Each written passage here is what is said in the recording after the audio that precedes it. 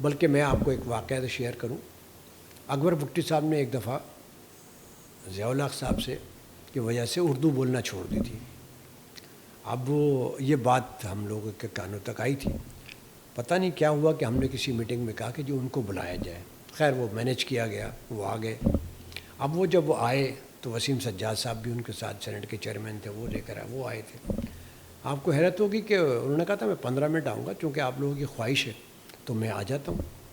وہ آئے اور انہوں نے جب اس وقت وہ اسٹیج پہ آئے تھے اخلاق صاحب, آپ یقین مانیے پورا جتنے پنڈال میں لوگ بیٹھے تھے سب کھڑے ہو گئے اور 5 منٹ تک کنٹینیو 7 منٹ تک تالیاں بجا کے ان کا استقبال کیا. اچھا. ہاں, وہ ایک یادگار لمحے تھے.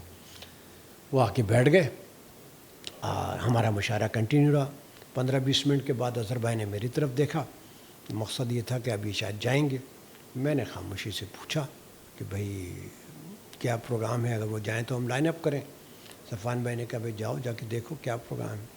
خیر جب ان سے پوچھا گیا انہوں نے کہا نہیں میں تو نہیں جا رہا, میں تو مشاعرہ پورا.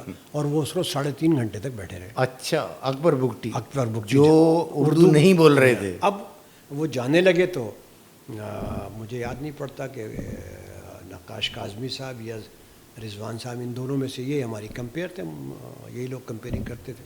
ماشاءاللہ بڑی زبردست کمپیئرنگ رضوان صدیقی صاحب اور نقاش کاظمی صاحب کی ہوتی تھی.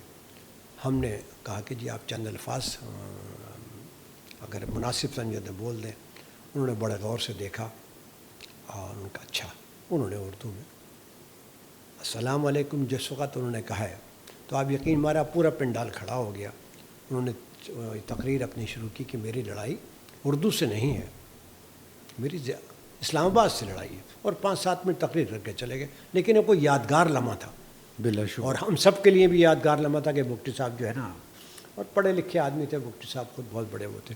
تو ایسے بہت سارے واقعات وہاں پر ہیں.